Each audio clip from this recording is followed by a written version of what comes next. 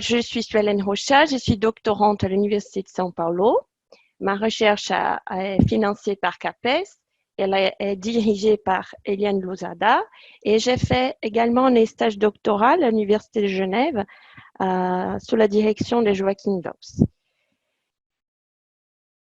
Bon, l'objectif de la recherche en général, c'est analyser les développements des enseignants quand ils réfléchissent sur la mise en œuvre de leurs séquences didactiques qu'ils ont élaborées dans un contexte formatif à partir de genres textuels. Donc, ils ont appris à travailler sur cette perspective. Et qu'est-ce qu'on a constaté? Comment est née cette recherche? On a vu que les études au Brésil, c'était plutôt axé sur l'apprentissage des élèves et les effets de l'action enseignant en apprentissage. Et on a fait plusieurs recherches empiriques à partir de l'usage du genre textuel en salle des classes, en français et en étrangère, ici au Brésil. Donc, on a validé les gants d'apprentissage parce qu'on a vu qu'il y a eu un développement important des capacités langagières à partir de plusieurs genres, avec plusieurs recherches. Mais on a vu aussi que c'est pas seulement voir les côtés de l'apprentissage, mais il fallait voir le travail effectif de l'enseignant dans la formation initiale, le contenu dans cette approche. Et on a proposé une analyse des pratiques, une analyse à partir de l'enseignant. Bon, et Dawes, il va voir les pratiques des interactions en salle des classes pour voir comment l'enseignant s'approprie les outils de l'ingénierie didactique. Mais c'est qu'on a fait une chose différente parce qu'on a privilégié les verbalisations des enseignants qui utilisent cette démarche dans leurs cours. Et il y a une problématique au Brésil que la formation enseignante, comme ces recherches qui sont pointées ici, ils ont constaté, c'est que la formation enseignante au Brésil accorde plus d'attention sur la théorie au détriment d'un apprentissage centré sur la pratique. Donc, temporellement, ça se fait de temps différents et il n'y a pas une alternance étroite entre la théorie et la pratique. Bon, ma recherche, j'ai plusieurs questions de recherche, mais je vais répondre partiellement à quelques questions. Quel module de la séquence didactique mis en place les enseignants choisissent-ils discuter lors des entretiens? Qu'est-ce que cela révèle? Et les données qui vont répondre à ça, ce sont les synopsis des séquences des classes choisies pour la discussion et les plans de la séquence didactique. L'autre question que je vais essayer de répondre partiellement dans cette présentation, c'est quels obstacles sont-ils repris par les entretiens? Ce sont les obstacles des élèves, les obstacles de propres enseignants. Comme données, j'ai les transcriptions des entretiens dans lesquels les obstacles sont traités. Pour l'autre question, dans les entretiens, quelles sont les représentations construites par les enseignants sur leur capacité praxéologique? Ça veut dire la capacité praxéologique, selon Boulay-Abranca, est-ce qu'ils sont capables de repérer, identifier les obstacles? Est-ce qu'ils sont aussi capables de proposer des solutions, avoir des techniques? Et les données qui peuvent répondre à ces questionnements, ce sont les transcriptions où apparaissent les diagnostics des obstacles et les solutions. Bon, comme Émilie et Simone, ils ont très bien présenté les cadres théoriques, je suis basée sur les mêmes cadres théoriques, sauf que je travaille sur la formation et pas sur l'intervention, parce que les enseignants, ils sont tous débutants, ils apprennent leur métier, ils ne sont pas dans leur contexte de travail. Alors, on a fait appel à l'ergonomie et à la clinique de l'activité pour constituer notre dispositif de dispositifs de formation où il y avait les verbalisations des enseignants à partir de l'application de leur séquence didactique. Et on a mobilisé dans cette formation toutes les connaissances, les savoirs de l'ingénierie didactique conçus dans l'école de Genève, mais aussi on a contextualisé à partir de nos recherches aussi en FLE, à partir de gens textuels au Brésil. Et on utilise aussi toutes des analyses des pratiques qui sont faites des interprétations de plusieurs recherches sur les analyses des pratiques à partir de notre groupe Alter. Et c'est important pour cette recherche de penser l'obstacle comme un levier pour l'apprentissage, un mouvement important pour dépasser les connaissances anciennes, si on peut dire comme ça. Les contextes de la formation. On a eu 45 heures de formation, de rencontres totales, plus les entretiens en autoconfrontation que je vais expliquer plus tard. Dans cette formation qui a été offerte de manière libre, ils pouvaient s'inscrire sans un lien avec les cours. Il n'y avait pas une liaison avec la licence. Donc, ils se sont inscrits. Ils ont tous une formation à l'Université de São Paulo, formation en lettres. Il y a Carole et Théo ils avaient plus d'expérience. Ils avaient 3 ans, 2 ans, 3 ans, plus ou moins d'expérience. Et il y avait Fernanda, qui était étudiante encore en lettres, la dernière année et elle faisait seulement 6 mois qu'elle enseignait le français. Et il y avait Marielle, qui était une étudiante de deuxième année et elle n'avait aucune expérience. Donc, elle a pris un rôle plutôt d'observatrice dans la formation. Il faut dire que dans la constitution de ces enseignants-là, ils ont une histoire de construction de savoir du métier. Ça veut dire que pour cette recherche, j'analyse justement une partie de ce savoir qui est construit. C'est les dispositifs de formation qu'on a mis en place. On a pu observer un peu comment ça se passe, les choses. Et on peut voir qu'avant, il y avait tout un répertoire, si on peut dire d'une manière schématique. Carole 1, Carole 2, Carole 3, Carole 4. Donc, je vais prendre juste une petite partie de leur construction de savoir du métier. Bon, l'objectif de la formation, c'était d'alterner deux objectifs, deux axes très importants. Ce sont les objectifs épistémiques, praxiologiques.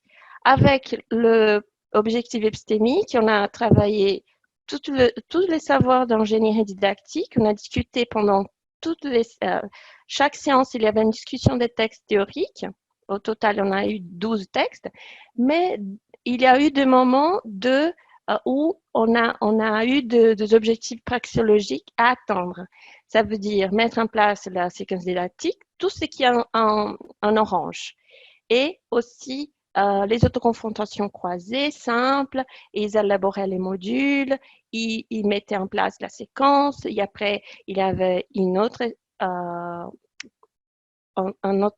entretien, et à la fin, on a fait l'entretien croisé. Et on a vu que toute cette partie-là, on a fait un modèle de double triangulation parce qu'on était dans la formation. Et pour tout ça, on voulait qu'on avait ça comme objet de la pensée. Toute cette partie-là de la salle des classes pour implémenter la séquence, il y avait tout ça comme objet de la pensée. Donc, ces mouvements de la transposition, on a utilisé comme le pont entre la formation et les terrains, les entretiens à notre confrontation. Bon, pour nous, les dispositifs de formation, on a une citation d'Evanul qui explicite un peu notre inspiration. Les dispositifs de formation sont censés médiatiser le rapport des futurs enseignants à la profession et au savoir qu'elle implique. Entre autres, les démarches réflexives, systématiques et récurrentes, organisées tant à l'université que sur les lieux de stage, offrent un espace ouvert à la confrontation bienveillante des expériences, des points de vue. Ces démarches tendent à aider les étudiants à transformer des savoirs multiples en significations multiples pour penser leur agir professionnel et leur image d'eux-mêmes dans cet agir. Un concept important auquel nous faisons appel, c'est le réel de l'activité de Clos, parce que pendant les autoconfrontations croisées et simples, ça apparaît les réels de l'activité, que ce n'est pas accessible dans une observation directe de l'activité. Ça veut dire tout ce qui a été fait et aussi les activités suspendues, contrariées, empêchées, voire les contre-activités. C'est là où va apparaître, par exemple, les obstacles, parce qu'on ne peut pas voir les obstacles qui passent dans la tête de l'enseignant. Donc, les réels de l'activité également, ce qui ne se fait pas, c'est qu'on cherche à faire sans y parvenir. Le drame des échecs, c'est qu'on l'aurait voulu ou pu faire. C'est qu'on le pense pouvoir faire ailleurs. Donc, c'est qu'on souhaite. Et dans les verbalisations, il y a plusieurs dimensions qui sont cachées de l'agir. Par exemple, ça apparaît la genèse de l'action, les motifs, intention, décision, bifurcation, prescription et émotion. J'ai ici un extrait pour illustrer une prescription pour cette enseignante. Il faut penser à gérer les temps. Il faut penser à donner la consigne d'une manière qu'elles vont comprendre la consigne. Et aussi, il faut penser aux réponses. Je pense que ça, c'est des choses très simples et on oublie ça. Donc, on voit qu'il y a une prescription ici du temps, donner la consigne d'une manière claire et aussi penser aux réponses. Il y a plein de choses qui passent en même temps. Bon, ils ont travaillé toujours en tandem. Vous pouvez voir ici dans l'implémentation de la séquence, ils ont travaillé les genres faits divers, et Théo, Carole et Théo. Donc, ils ont eu 3h30 d'application. Ils ont choisi au total, dans toutes les autres confrontations, 14 événements remarquables. Ils ont choisi. Et ici, c'est un autre duo qui travaille la critique des cinémas. Mais aujourd'hui, je vais centrer sur l'analyse de faits divers, de l'enseignement du fait divers. Bon, après les applications, on faisait des entretiens d'autres confrontations. C'est important de dire qu'on a fait une adaptation de la méthode de la clinique et l'ergonomie de l'activité. En général, ils font l'autoconfrontation simple avec un professionnel. Et ici, on a fait avec les deux. Donc, ils ont regardé les extraits et qui voulaient commenter. On a regardé avec les formateurs les extraits et ils ont commenté. Et l'intervenant, les formateurs, ils posaient des questions. Donc, c'est des choix libres faits des enseignants. Les choix ont été faits par les enseignants. Et l'autoconfrontation croisée, en général, ça se fait avec deux professionnels. Et ici, on a fait avec les 4, donc les 2 duos. Bon, où se trouvent les obstacles dans la séquence didactique? On a vu que 48% des obstacles commentés étaient plutôt dans le module 1. Et qu'est-ce qu'on enseignait dans le module 1? C'était les contenus thématiques, c'était les titres, la pyramide inversée, et aussi les contextes de production et la reprise nominale. Mais ce qui a suscité débat plusieurs fois, c'était l'enseignement du titre et la pyramide inversée. Ça veut dire les plans textuels typiques d'un fait divers, qui va du haut vers les bas. Pour analyser les verbalisations des entretiens qu'ils ont fait, on a utilisé les cadres théoriques qui a été présenté par Émilie Simone, les cadres méthodologiques d'analyse des textes. Et on a analysé la situation d'action langagière, des paramètres objectifs socio-subjectifs, et aussi l'infrastructure textuelle, etc. Mais aujourd'hui, je vais centrer sur les mécanismes de prise en charge initiative à partir des voies et modélisation.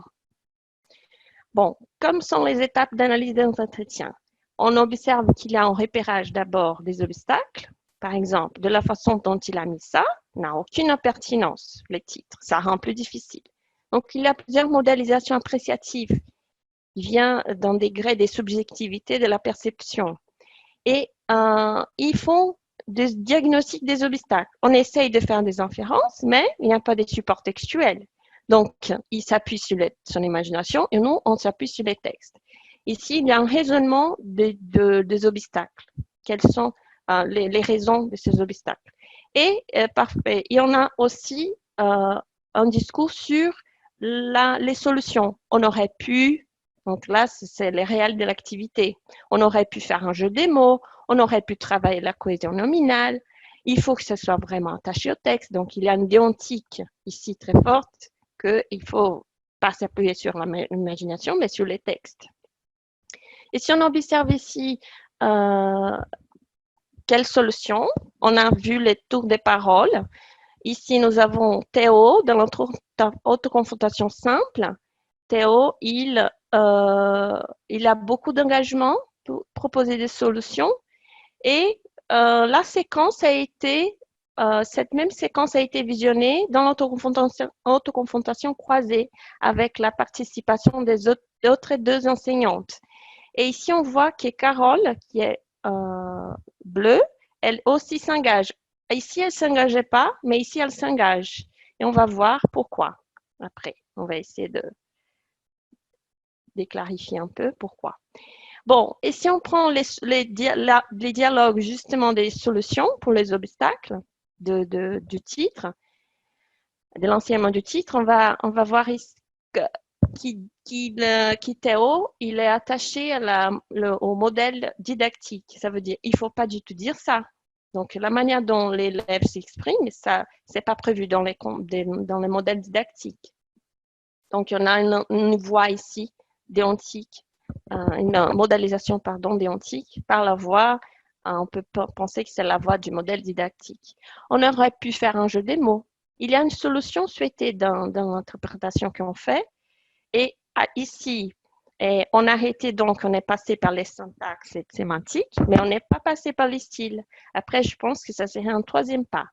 Ici, si on interprète, il y a une solution réalisée qui est projetée. Donc, on peut changer ça, ou on peut utiliser, aller un peu plus loin après. Et ici, lui demander peut-être, ah, mais ça ne marchait pas de cette façon, si tu refais de cette façon, ça ne marche pas. Est-ce que tu veux utiliser les mots égaux? Ça n'apparaît pas dans les textes. Donc, il y a une solution souhaitée qui n'a pas été mise en place. Mais c'est quelque chose qu'il pense dans l'avenir. On aurait pu travailler avec la cohésion nominale. Il faut que ça soit vraiment attaché au texte. Donc, ici, il y a une solution souhaitée à partir d'un plan c'est prévu dans le modèle didactique, mais il y a un diagnostic futur. On peut voir dans les cours suivants, comme ils ont fait après, ils ont continué à constituer les modules, donc ils avaient la possibilité de changer certaines choses. Mais ici, pour l'auto-confrontation croisée, il y a, maintenant la croisée, il y a la participation de Carole, qui n'avait pas proposé de solution au départ, mais ici, elle dit que la solution réalisée est insatisfaisante. Ça veut dire, il a été un peu agaçant, parce qu'on est resté beaucoup de temps, mais qu'est-ce que tu veux? Tu veux dire, lisez, relisez, c'est un peu difficile pour l'élève. Donc, elle intègre le pôle apprenant dans la discussion, qui n'était pas très pris en compte. Et aussi, il y a Fernanda, qui est une enseignante toute débutante, il faisait 6 mois seulement qu'elle enseignait. Elle veut faire part de la discussion, elle veut connaître la solution. Comment aider l'élève à reformuler? C'est une question. Comment guider cette réformation pour qu'il, lui, avec son niveau, parce qu'on peut reformuler, mais qu'est-ce qui c'est pertinent d'indiquer pour qu'il puisse reformuler la phrase. Ici, apparaît, à partir de ces questionnements, apparaît les savoirs du métier. Ça veut dire qu'il y a beaucoup de généralisations à partir de l'usage du on. C'est la voix du collectif, des enseignants de FLE, de langues étrangères. C'est plus facile quand on comprend, quand on voit qu'il parle d'une façon très au portugais, à la façon du portugais. Tu as compris ce qu'il a dit, mais tu veux un peu faire semblant, tu veux l'aider à arriver à la formule du français. Mais là, on ne comprenait pas. Donc ici, il y a un savoir du métier qui est transmis à partir du questionnement de la débutante. Parce que je pense, et Carole, elle va dire, c'est important qu'elle s'exprime, même si parfois elle est un peu confuse. C'est comme ça qu'on apprend. On ne va pas corriger tout le temps et la couper tout le temps. Elle va devenir de plus en plus, elle va avoir peur de parler. Et on ne va pas faire ça, donc on la laisse parler et on essaye de commenter. Je pense qu'avec le temps, ça va améliorer. Donc ici, il y a aussi un savoir du métier, dire que c'est important avec une modélisation appréciative. C'est ça de cette manière qu'on apprend. Donc il y a une généralisation. Et on ne va pas corriger tout le temps. L'enseignant ne doit pas faire ça parce qu'il faut avoir une manière il y a une manière de faire pour assurer l'expression orale des apprenants. S'ils ont peur de parler, ils ne vont pas utiliser la langue, qui est notre objet même d'enseignement. Mais lui, Théo, il dit qu'il est satisfaisante. Ça ne me dérange pas. On n'était pas cynique. En toute façon, on peut dire, on était tranquille. On n'était pas là comme il fait un visage de mépris. On faisait pas de regard. On était là pour l'aider. Et aussi, en même temps, il donne une manière de faire conseiller, qui est aussi ne pas vouloir passer au portugais. Et ça rejoint à la présentation d'Émilie Simone. C'est très intéressant parce que on va pas utiliser les portugais. Parce qu'on pouvait dire não estou entendendo nada do que você está falando. Não está funcionando desse jeito. Ça veut dire, je comprends rien de ce que tu dis. Ça ne marche pas comme ça. Mais c'est déconseillé, cette manière. Donc, on voit ici une voie du métier des enseignants. Et si on prend quelques considérations pour clore cette discussion, on voit que dans notre confrontation simple, quand il y a la participation des deux enseignants qui ont appliqué leur séquence, il y a la focale sur le savoir à enseigner. Donc, il parle de la cohésion nominale, la syntaxe, la sémantique, qui sont très liés au modèle didactique. Et ils utilisent même les modélisations déontiques. Il faut que ça soit vraiment attaché au texte. Ils parlent aussi des solutions réalisées. On est passé par la syntaxe. Mais aussi, ils ont parlé des solutions souhaitées. En troisième pas, ce serait les styles. On aurait pu travailler avec la cohésion nominale, jeu de mots, peut-être demander, etc. Il y a aussi un diagnostic projeté. Comme ils avaient la possibilité de changer la séquence, on peut voir les cours suivants ce qui va se passer. Et si on regarde l'auto-confrontation croisée, on voit que la focale porte sur le savoir pour enseigner. Mais on a une hypothèse parce que Fernanda, la personne qui a intégré l'auto-confrontation croisée, elle a une formation initiale toute débutante. Ses demandes portent plutôt sur la construction des savoirs pour enseigner. Donc, il y a peu d'obstacles sur l'objet même parce qu'il y a des choses qui se passent avant. Et il y a un changement des rôles. Les pairs plus expérimentés agissent sur la zone de développement proximal de la débutante parce qu'ils soutiennent leur manière de faire. Ils disent leur manière de faire à partir de la voie du métier. On fait comme ça, on ne fait pas comme ça. Et Carole, ça a été intéressant parce qu'elle a apporté une autre perception de l'action. Elle met l'apprenant au centre. C'est pour ça qu'elle n'était pas contente de poser plusieurs questions pour réguler beaucoup de temps, exposer beaucoup l'élève à la correction devant la classe. Mais Théo, pour lui, c'est adéquat. Donc, ces conflits, ces débats, il est un levier pour faire avancer la réflexion sur la construction des savoirs. Et Fernanda, elle cherche à connaître des manières de faire. Et les manières de faire liées au métier, important dans cet extrait, c'est assurer que l'apprenant parle, n'est pas les couper, n'est pas le corriger en permanence, parce que c'est notre objet même d'enseignement, c'est la communication. S'ils ne parlent pas, on ne va pas enseigner, ça veut dire ils ne vont pas apprendre. Et il y a deux manières de faire conseiller des conseillers qu'on peut penser que ça fait partie du réel de l'activité. Les choses qui apparaissent pas dans l'observation directe de l'action enseignante, si on observe, mais on donne à la voix aux enseignants pour voir comment les verbalisations font apparaître d'autres éléments qui ne sont pas observables. Et voilà, c'est tout. Merci beaucoup de votre attention. Et voici mes références. Merci beaucoup. Faut applaudir.